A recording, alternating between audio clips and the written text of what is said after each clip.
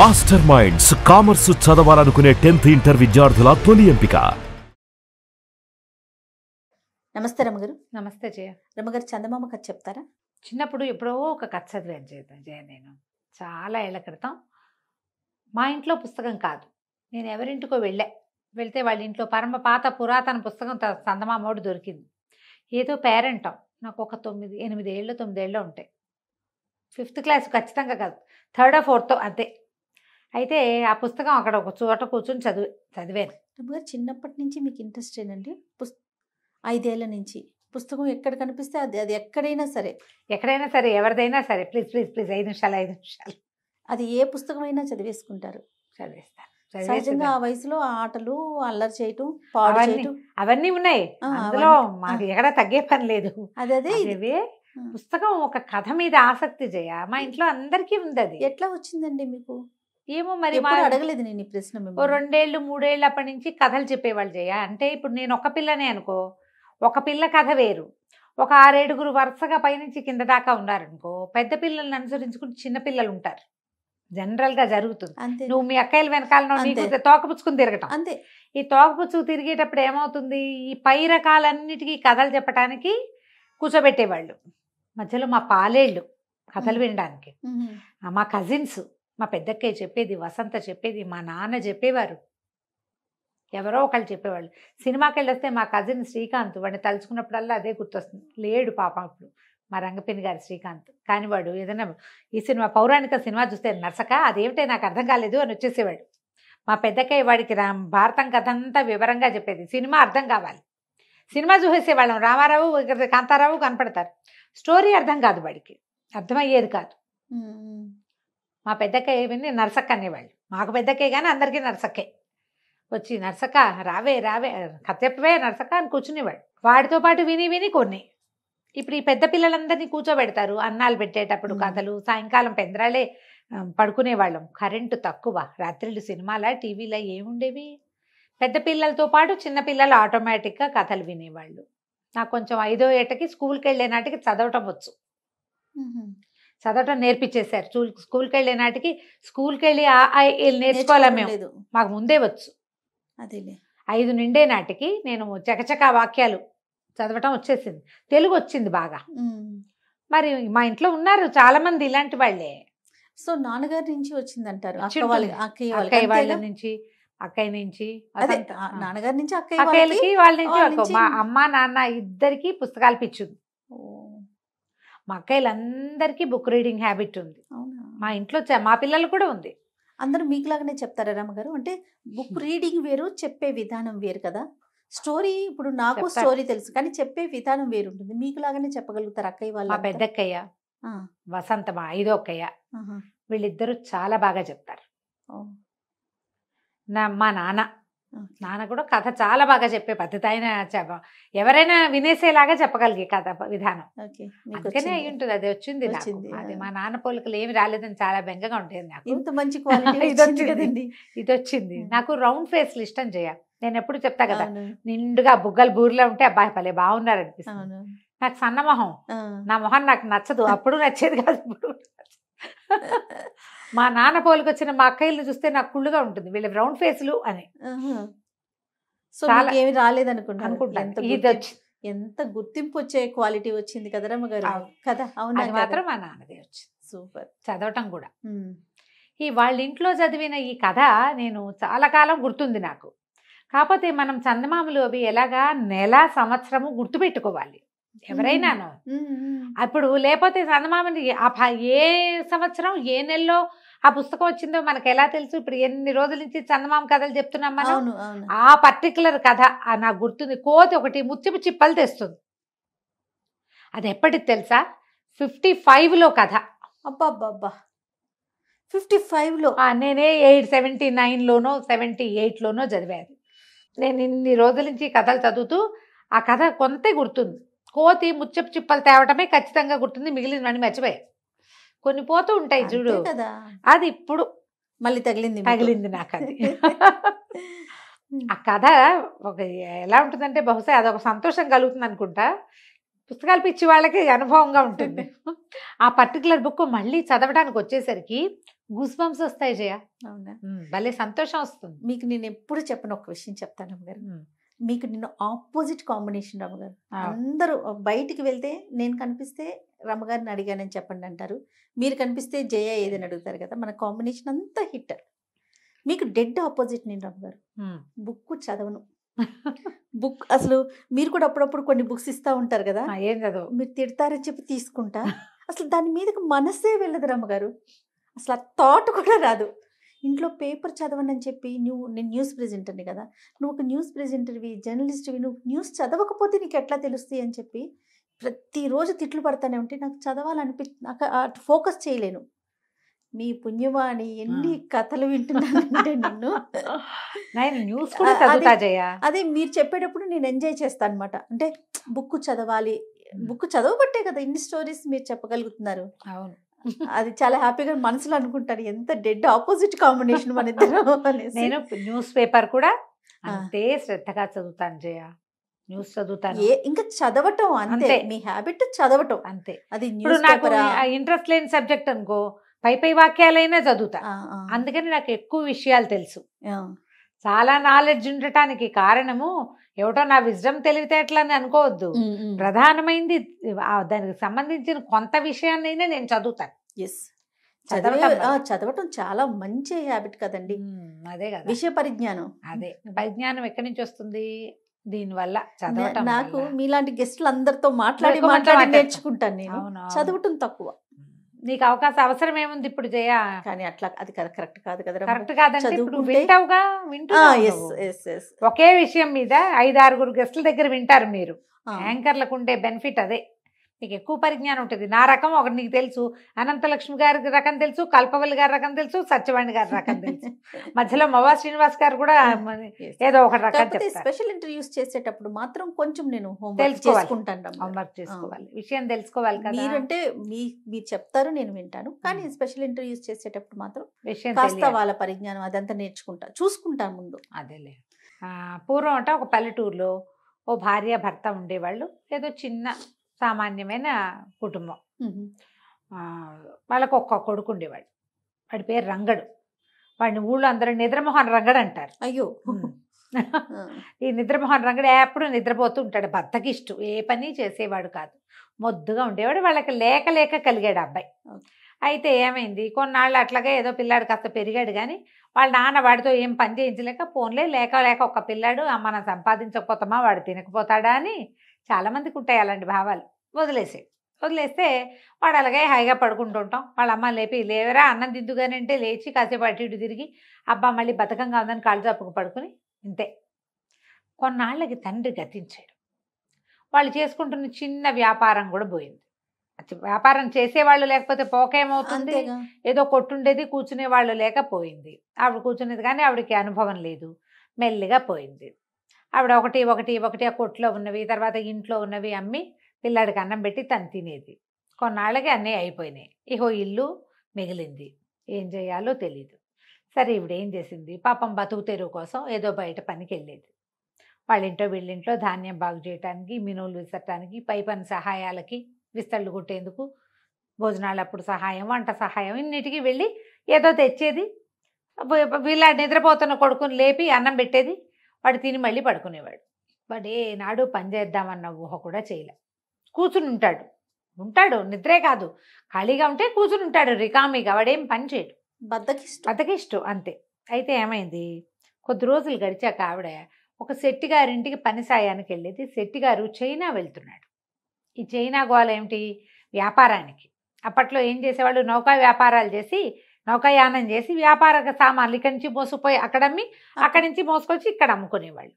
వెళ్తూ ఉంటే ఈవిడ ఏం చేసింది, అప్పుడో పావలా దాచిపెట్టి 5 కాసులు వెండి కాసులు దాచి ఒరే నాయన శెట్టిగారు వ్యాపారానికి చైనా వెళ్తున్నట్ట, ఏదైనా వస్తువు తెచ్చిపెట్టమనరా, అది పెట్టుకుని ఇక్కడ వ్యాపారం చేసుకుందువు, కానీ నువ్వు కూర్చుని చేస్తావు, బయటికి వెళ్ళి తిరిగి పని చేయగలిగేవాడివి కాదు, నువ్వు వెళ్ళరా నాయన శెట్టిగారితో మాట్లాడరారా అని ఏటాగోటా కొడుకుని పంపించింది.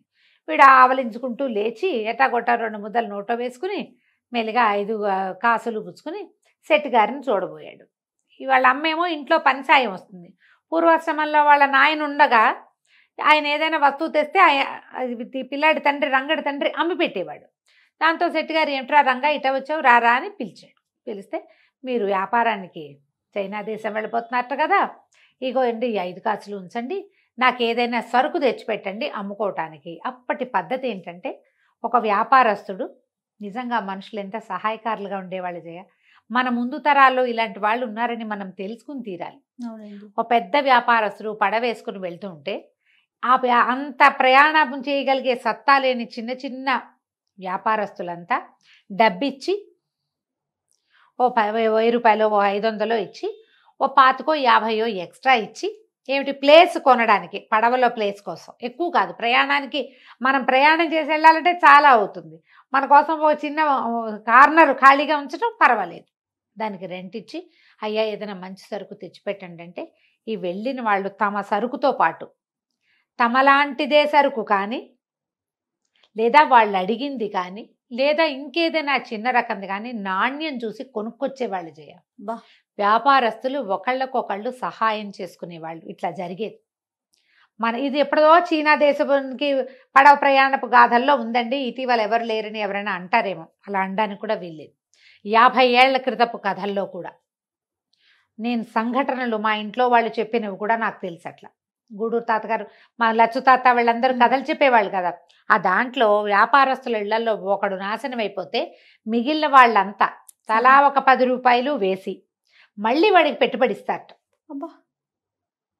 ఆంధ్ర వైశ్యులలో ఇలాంటి పద్ధతి ఉన్నది. 50 years బ్యాక్ ఖచ్చితంగా ఉంది జయ. అద్భుతమైన విషయం కదండి. వాళ్ళు వ్యాపారస్తుల్లో ఎవ్వడు ఒకడు కింద ఉండడు. కింద చిన్న వ్యాపారస్తు చిన్నే ఉంటాడు, కానీ వాడికి పెట్టుబడి లేకుండా వాడు అడుగు తినే పరిస్థితి మాత్రం వాళ్ళు రానివ్వరు. ప్రతి వ్యాపారస్తుడికి ఈ పైనున్న డబ్బులు అప్పులకి ఇచ్చిన డబ్బులు కాకుండా భూగర్భంలో డబ్బులు ఉంచుకునే విధానం కూడా ఆంధ్ర వైశ్యులలో ఉన్నదని కథలుండేవి. మొత్తం కుదేలైపోయినా, సర్వనాశనం దుంపనాశనం అయిపోయినా వాళ్ళ ఇంటి కింద భూమిలో ఖచ్చితంగా డబ్బులు ఉంటాయి. అట్లా దాచేవాళ్ళు. అందుకని మనం వ్యాపారస్తుల కుటుంబాల్లో చెడిపోయిన వాళ్ళని చూడం మనం. ఆ కాలపు కట్టుబడమ్మా అదంతా. అంతే కదండి. అంతే. ఇప్పుడు మనలో మనం ఒక గుంపు, ఇందులో పెద్దవాడు ఉంటాడు, చిన్నవాడు ఉంటాడు. చిన్నవాడిది చిన్న బతుకు, బతకడానికి ప్రతివాడికి అవకాశం కావాలనే విధానం ఎంత గొప్పది చూడు. మరి అది చాలా అవసరం కదా. మన వాళ్ళలో ఎవడైనా అక్కడ పైకి వస్తే ఏడిచి, ఎవడా పోతే నసలు పీడపోయింది అనుకోని ఏం విధానం అది. పక్షులు జంతువులు చేయవట్లా, మనుషులు కూడా చేసేవాళ్ళు కాదు.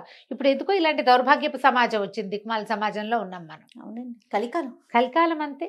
ఇప్పుడు మన ముందు 50 ఏళ్ళు 100 ఏళ్ల క్రితం కలికాలం లేదు, అప్పటికి ఉన్నాం, కానీ మరీ దగ్గరికి వెళ్ళిపోయింది.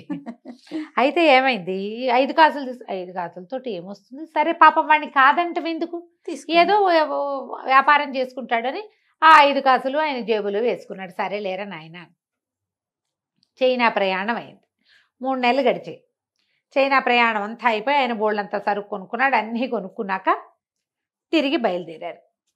బయలుదేరిన తర్వాత దాదాపుగా ఒక 100 మైళ్ళు 150 మైళ్ళు సముద్రయానం చేసేసాక ఆయన గుర్తొచ్చింది, అయ్యో బాబోయ్ రంగడికి మాట ఇచ్చాను, 5 కాసులు ఇచ్చాడు వాడు, ఏమి తీసుకురాలేదు, పడవలు వెనక్కి తిప్పండి. అప్పట్లో ఇంత నిబద్ధత ఉండేది, వెనక్కి తిప్పాలి పడవ, నా పడవ వెనక్కి తిప్పాల్సిందంటే ఆయనదే పడవ. మిగిలిన వాళ్ళంతా గోలబెట్టారు, అయ్యా ఇంత దూరం ప్రయాణం చేసి వచ్చాం చచ్చి చెడి, మళ్ళీ ఇంత దూరము వెళ్ళాలా, మళ్ళీ రావాలి వెళ్ళాలి రావాలి, ఒక 150 తోటి పోదు, వచ్చిన 150 వృధా, వెనక్కి 150 వృధా, మళ్ళీ 150 వృధా, అంతే. ఎంత ప్రయాణం అయిపోయింది. అంటే ఈయన ఏమన్నాడు, అది కాదు వాడు పాపం పేదవాడు, 5 కాసులు ఇచ్చాడు, ఏదైనా తెచ్చిపెట్టమని. వాడి పేరుతో బొక్క సంచి లేదే ఈ పడవలో, వాడిచ్చిన 5 కాసులు మాత్రం చిల్లరగా నాకు ఉపయోగపడ్డాయి కదా. ఆయన కాదన్నాడు.